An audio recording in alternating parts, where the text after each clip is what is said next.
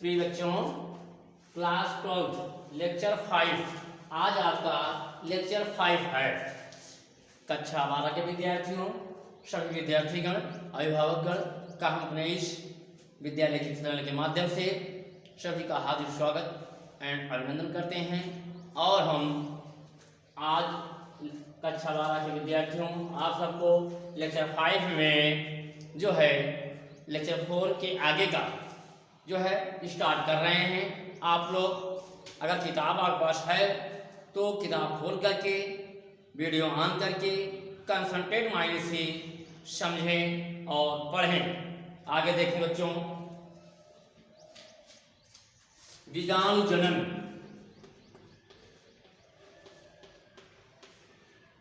बीजाणु जनन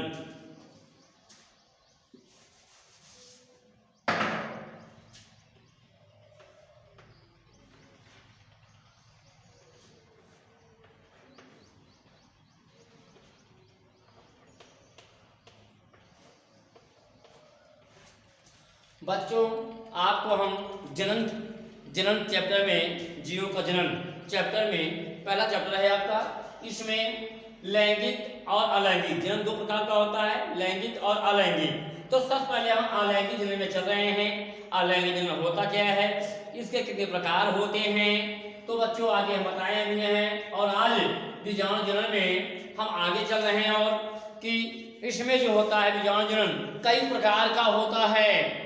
बीजाणु जनन कई प्रकार का होता है, जैसे ये कई प्रकार के होते हैं। जैसे नंबर 1 आपका है, इसे बताए थे चल बीजाणु, अचल बीजाणु। चल बीजाणु, अचल बीजाणु। चल बीजाणु वे होते हैं जिसमें कासाब पाए जाते हैं, जो है सीलिया पाई जाती है। जैसे आपका ये कोई बीजाणु है, अब इसमें ऐसे पाए जाएंगे। अब प्रतिकूल परिस्थितियों में एक लेयर बन जाती है और अनुकूल परिस्थितियों में लेयर फट जाती है, और जितने बीजाणु होते हैं, स्पोर होते हैं, ये बाहर निकलते हैं और जर्मिनेट करके नया प्राणी, नया जीव बनाते हैं। और जो होते हैं ये जो है कई प्रकार के होते हैं। ये है चल बीजाणु। और दूसरा है आपका अचल बीजाणु।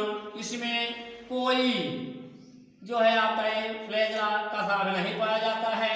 इस तरह से जो होते हैं अचल होते हैं। अचल में जो चल ना सके और चल में जो चल सके, ऐसे बीजाणु जो चल सकते हैं चल बीजाणु कहलाते हैं, और जो नहीं चल सकते हैं वे अचल बीजाणु कहलाते हैं। अब बच्चों आगे हम चलते हैं। चल और अचल के बारे में पिछली कक्षा बता चुके थे। अब इसी के आगे हम चल रहे हैं। हिप्नोस्पोर आपका तीसरा है। हिप्नो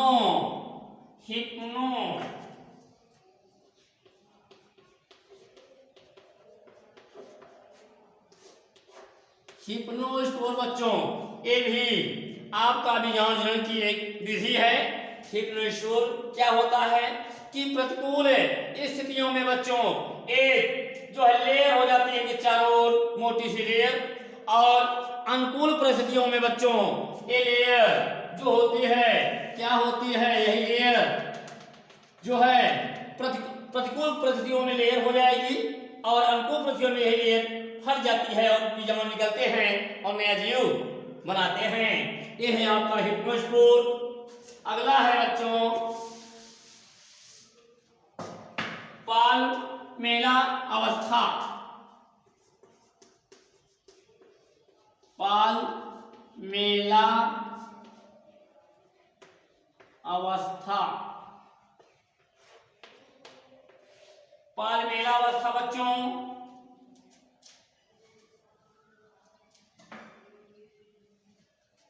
ये बच्चों जो होता है जलीय पौधों में पाया जाता है, जलीय जीवों में पाया जाता है। पौधों में क्या होता है, पाल्मेला अवस्था क्या होती है, जब जल की कमी हो जाती है, जब जल की कमी हो जाती है उस समय यह जो होता है क्या करता है, जल की कमी हो जाने पर बच्चों ये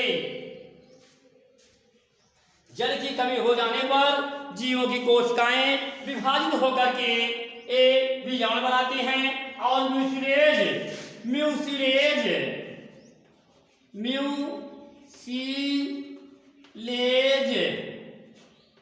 म्यूसिलेज नामक पदार्थ की एक लेयर बन जाती है और अनुकूल परिस्थितियों में यही म्यूसिलेज लेयर जो होती है फट जाती है और ये जो है क्या करते हैं, नए जीव को उत्पन्न कर देते हैं।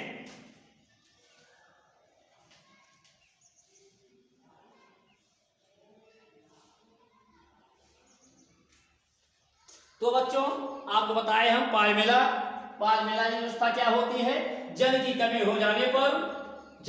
हो जाने पर एक क्या करते हैं, इसमें एक म्यूसिलेज पदार्थ होता है, उसी से एक लेयर बन जाती है और ये बीजाणु उसी में बंद हो जाते हैं। उसके बाद जब ये लेयर बन जाएगी उसी को कहलाता है, वही अवस्था पालमेला अवस्था कहलाती है। जल की कमी हो जाने पर जीवों ने वनस्पतियों में क्या होगा कि ये म्यूसिलेज लेयर बन जाती है, बीजाणु इसके अंदर बंद हो जाते हैं, यह अवस्था पालमेला अवस्था कहलाती है। और उसके बाद बच्चों ये प्रतिकूल परिस्थितियों में ऐसा होता है, अनुकूल परिस्थितियों में ये म्यूसिलेज लेयर जब फट जाती है तो इसमें जो बीजाणु होते हैं उससे नए जीव का निर्माण हो जाता है। ये बच्चों किसमें पाया जाता है,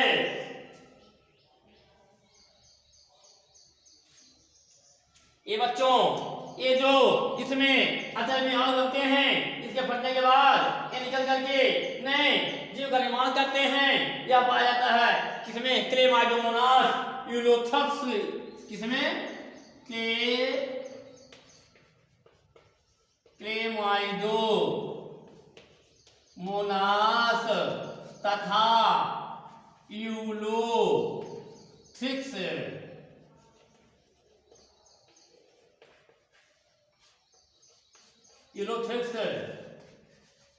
आज में पाए जाते हैं।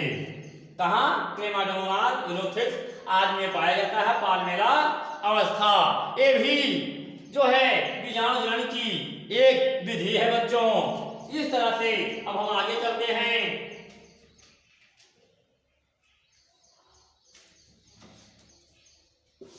अगला है बच्चों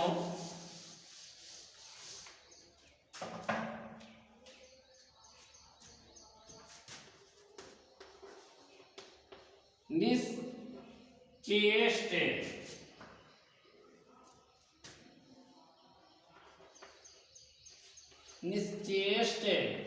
बीजाणु। बच्चों इस प्रकार में निश्चेष्ट बीजाणु में क्या होता है बच्चों, इसमें भी जो होते हैं ये प्रतिकूल अवस्था में इसके बीजाणु एक कवच के अंदर पैक हो जाते हैं और उसके बाद अनुकूल परिस्थितियों में आने पर ये जो है इसकी एक लेयर जो होती है वो फट जाती है और बीजाणु निकलते हैं। निकलने के बाद ये नए जीव को उत्पन्न करते हैं, जैसे नास्टॉक में पाया जाता है इस तरह का बीजाणु जन्म बच्चों। तो अब हम अगले करते हैं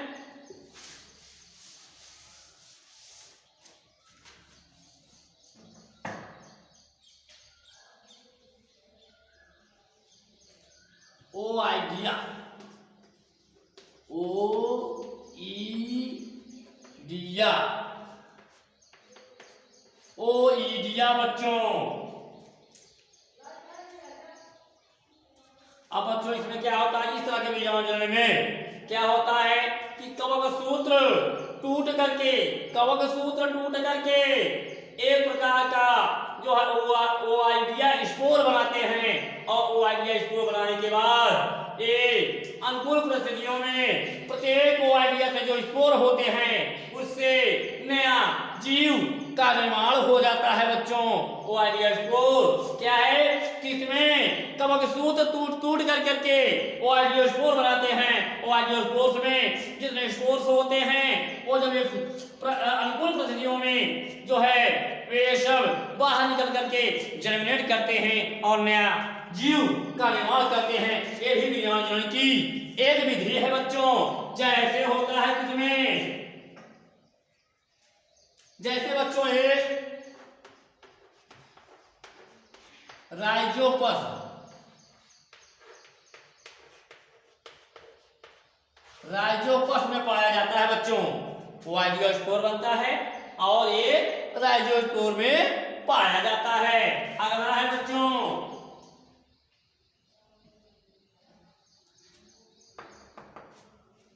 ऑटोस्पोर।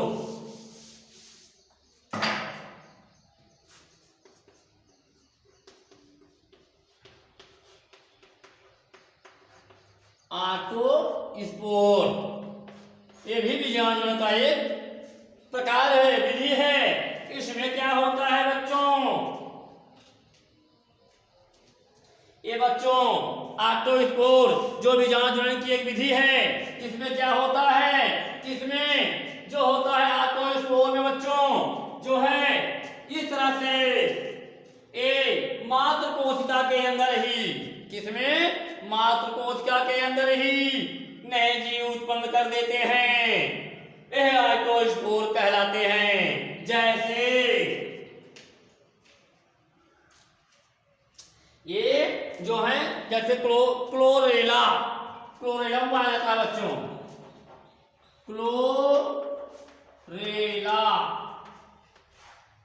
क्लोरेला में पाया जाता है बच्चों ऑटोस्पोर। यह क्या करता है कि मात्र कोशिका के अंदर ही नए पादप को जन्म दे देते हैं। क्या करते हैं, मात्र कोशिका के अंदर ही नए पादप को जन्म दे देते हैं। ये कहलाते हैं ऑटोस्पोर। और कहाँ पाया जाता है, क्लोरेला, क्लोरेला में पाया जाता है बच्चों। इस तरह से ये भी एक बीजाणु जनन का जो है प्रकार है। अगला है बच्चों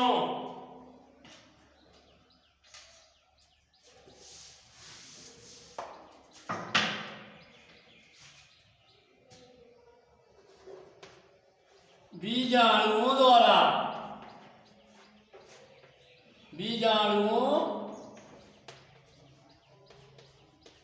द्वारा ये भी बच्चों बीजाणु जनन का एक प्रकार है, एक विधि है। बीजाणुओं द्वारा क्या होता है, इसमें भी प्रतिकूल अवस्था में एक लेयर बन जाती है, बीजाणुओं उस लेयर से घिर जाते हैं और अनुकूल परिस्थिति आने पे, अनुकूल मौसम आने पे ये बीजाणु धानी या बीजाणु जो लेयर होती है वो फट जाती है और सभी बीजाणु बाहर निकलते हैं और प्रत्येक बीजाणु नए जीव को उत्पन्न करते हैं। और ये जैसे राइजोपस,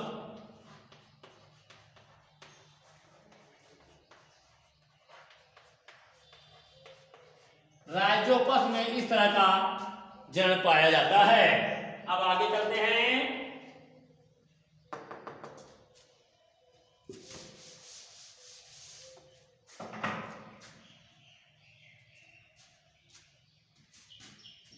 नौवां है बच्चों कोनाइडिया, कोनाइडिया, कोनीडिया, कोनीडिया बच्चों। ये बच्चों क्या होता है, इस प्रकार के अलैंगिक जनन में बीजाणु जनन की विधियों में क्या करता है, कवक सूत्र के आगे कोनेडिया का निर्माण हो जाता है और कोनेडिया स्पोर बन जाता है। कवक सूत्र के आगे कोनेडिया स्पोर बन जाते हैं और ये कोनेडिया स्पोर अनुकूल परिस्थितियों में आने पर जो है क्या करते हैं, नए जीव को उत्पन्न करते हैं। जैसे बच्चों मान लो ये ऐसे यहाँ पे कोनेडिया स्पोर बन जाएगा, ढेर सारे बन जाते हैं कोनेडिया स्पोर, यही कहलाएंगे कोनीडिया स्पोर। और यही कोनेडिया स्पोर जो होते हैं जब फट जाते हैं, इसमें जो भी बीजाणु होता है वही बीजाणु जो है नए जीव को उत्पन्न करता है। यह है आपका कोनेडिया स्पोर। जैसे पेनिसिलियम,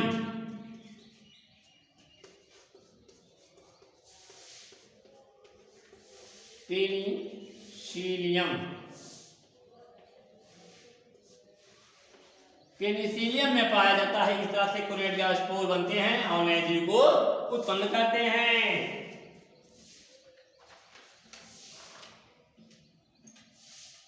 अब अगला है बच्चों, इस तरह से तो बच्चों बीजाणु जनन होता है, कई प्रकार के होते हैं बताए आपको हम। अब है अगला लैंगिक जनन का भाग या प्रकार आपका है खंडी भवन।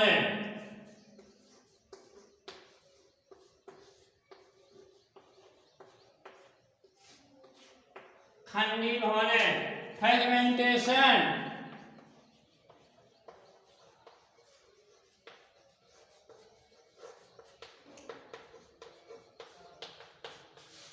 फ्रेगमेंटेशन।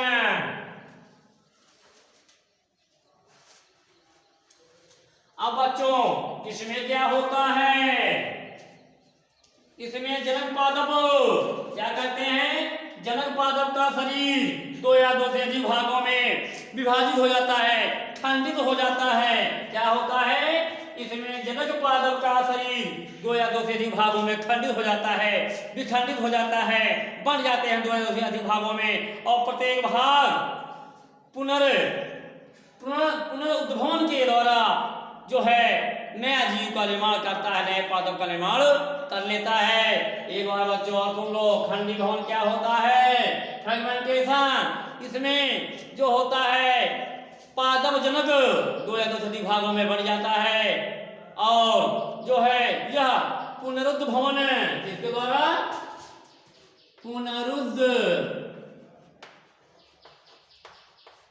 पुनरुद्भवन के द्वारा नए पादप का निर्माण करता है। रीजनरेशन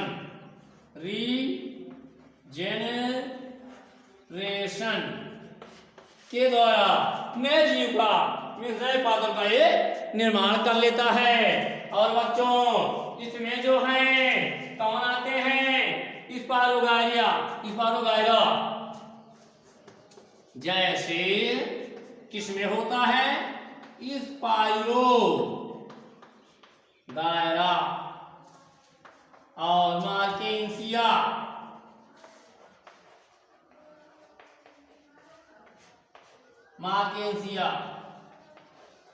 आदि में पाया जाता है। स्पाइरोगायरा, मार्केंसिया आदि में ये पाया जाता है बच्चों। अब हम आगे चलते हैं। अगला है अलैंगिक जनन के प्रकार में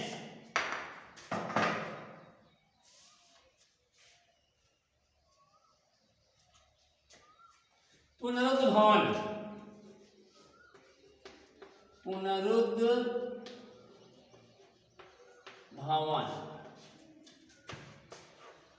रीजेनरेशन।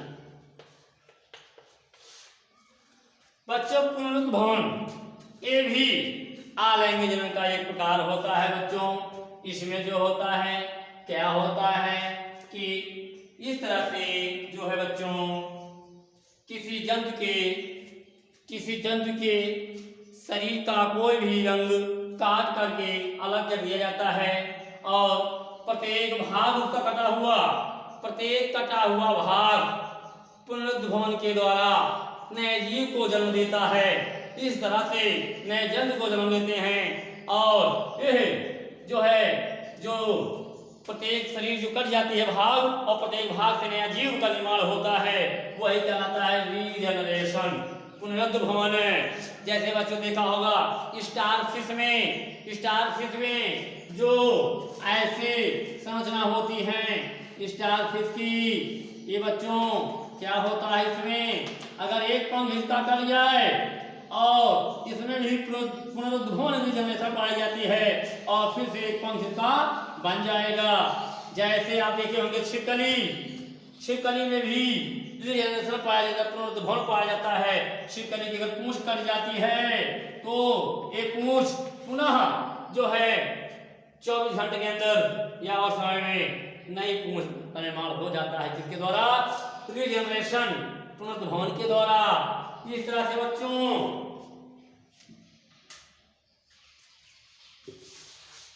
इस तरह से बच्चों ये पाया जाता है किसमें, आपका ये क्या कहते हैं, पुनर्भवन हाइड्रा प्लेनेरिया।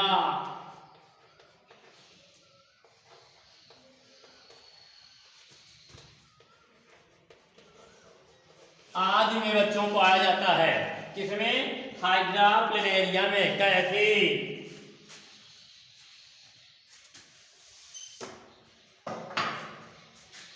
जैसे बच्चों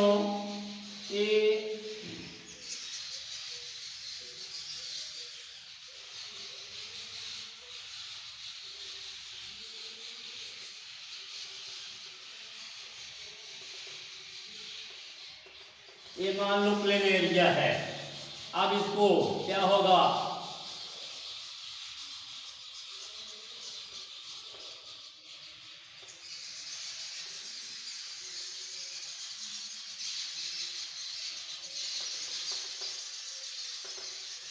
इस तरह से बच्चों ये प्लेनेरिया 3 खंडों में बंट गया। इसका शरीर 3 खंडों में बंट गया। अब प्रत्येक खंड से नया प्लेनेरिया तैयार हो जाएगा बच्चों, किसके द्वारा, पुनर्भवन के द्वारा। अब ये नया प्लेनेरिया बन जाएगा बच्चों इस तरह से। अब प्रत्येक जो हैं ये जितने भी खंड हैं बच्चों, अब नया प्लेनेरिया बना देंगे। इससे ये बना, इससे ये बना, अब इससे भी बन जाएगा ऐसे बच्चों।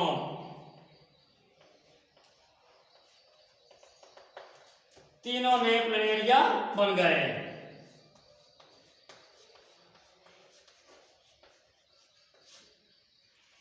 ये एक प्लेनेरिया से 3 खंड हुए, 3 खंड से नए जीव का निर्माण हो गया। इस तरह से पुनर्भवन होता है बच्चों।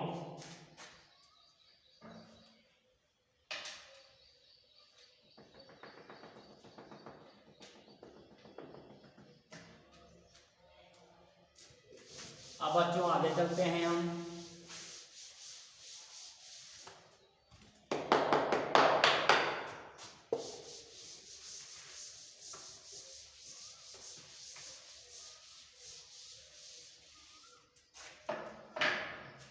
कायिक जनन।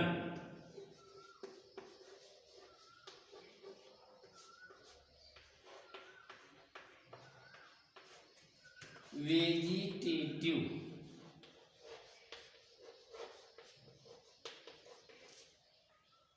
रिप्रोडक्शन।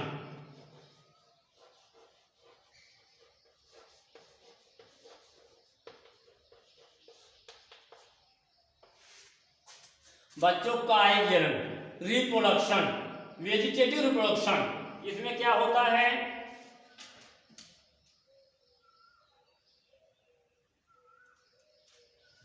इसमें बच्चों ये जो होता है उच्च श्रेणी के पादपों में पाया जाता है। कहाँ पाया जाता है, उच्च श्रेणी के पादपों में, बड़े बड़े पेड़ पौधों में पाया जाता है। इसमें मात्र कोशिका या जनक पादप से, मात्र पादप या जनक पादप से जो होता है, क्या होता है, उनके शरीर के कई खंडों से नया पादप का निर्माण हो जाता है।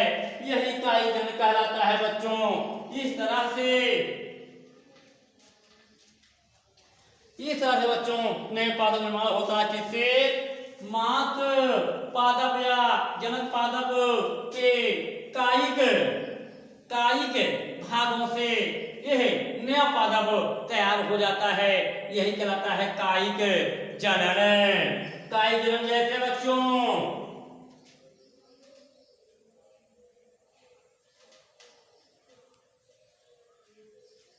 और बच्चों उच्च पादपों में कायिक जनन जो होता है, जो ये जनन होता है, अलैंगिक जनन उच्च पादपों में कायिक जनन द्वारा ही होता है।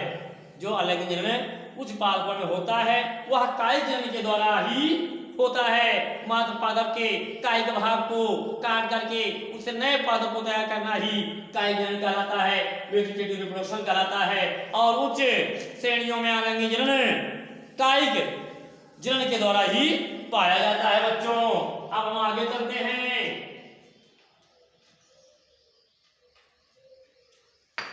यह कायिक जनन मुख्यतः दो प्रकार का होता है। प्राकृतिक कायिक जनन, कायिक जनन जो होता है मुख्यतः दो प्रकार का होता है। कौन? प्राकृतिक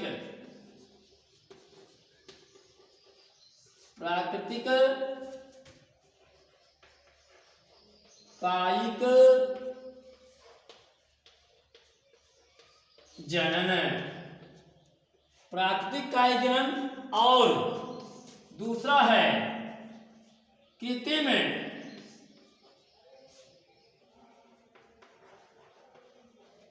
कायिक जनन। अब बच्चों नाम ही से मालूम है, नेचुरल वेजिटेटिव रिप्रोडक्शन और आर्टिफिशियल वेजिटेटिव रिप्रोडक्शन। मीन्स प्राकृतिक कायिक जनन क्या होता है? जो प्रकृति के द्वारा या स्वतः हो जाता है वही प्राकृतिक कायिक जनन कहलाता है। और कृत्रिम कायिक जनन जो होता है, जो मानव द्वारा कराया जाता है, वो कृत्रिम कायिक जनन कहलाता है बच्चों। तो हम प्राकृतिक कायिक जनन जो होते हैं ये कई प्रकार के हैं, ये भी कई प्रकार के हैं, लेकिन पहले हम प्राकृतिक कायिक जनन के बारे में आपको बताते हैं।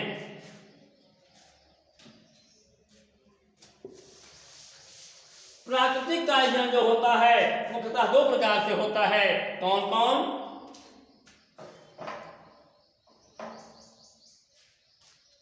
ये आपका पहला है मूसला जड़ों द्वारा, मूसला जड़ों द्वारा।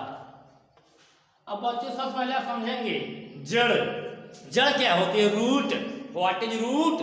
जड़ पेड़ पौधों का मिट्टी के नीचे का भाग ही जड़ कहलाता है।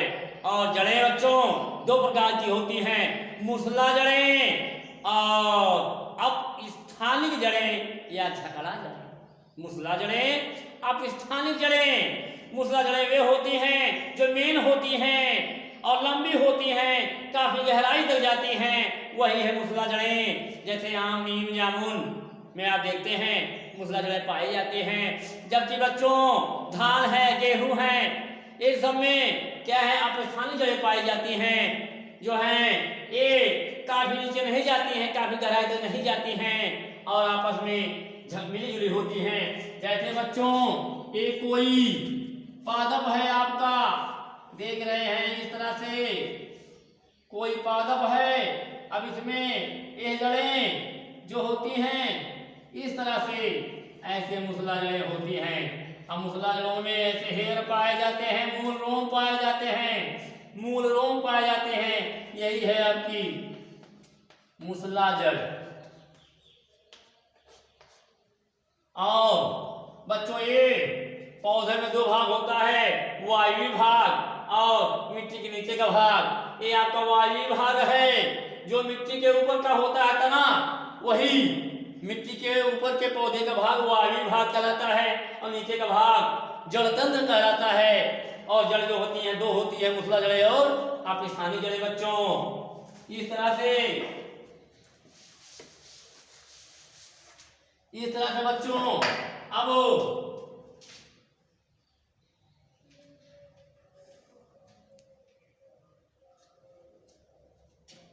इसमें बच्चों क्या होता है? मूसला जड़ों में जो है अपस्थानिक कलिकाएं पाई जाती हैं। मूसला जड़ों में अपस्थानिक कलिकाएं पाई जाती हैं और प्रत्येक अपस्थानिक कलिकाओं से नया पादप का निर्माण होता है। यही कहलाता है आपका मूसला जड़ों द्वारा जो है प्राकृतिक कायिक जनन बच्चों। इस तरह से बच्चों ये आपका मूसला जड़ों द्वारा होता है। मूसला जड़ों में अपस्थानिक कलिकाएं पाई जाती हैं और इनसे नया पादप का निर्माण होता है बच्चों। और जैसे डेलबर्जिया में पाया जाता है बच्चों। अब आगे हमारा है मांसल जड़ें। मांसल जड़ें बच्चों, ये मांसल जड़ें अब इसको हम अगले क्लास में बताएंगे, लेक्चर 6 में बताएंगे बच्चों। आज क्लास हमारे यहीं पे समाप्त करते हैं बच्चों। आप इस हमारे विद्यालय के ऑनलाइन वीडियो के माध्यम से जो चैनल है हमारा, इस चैनल को आप सब्सक्राइब करेंगे। और बच्चों अब यहीं पे हम अपना क्लास समाप्त कर रहे हैं। धन्यवाद।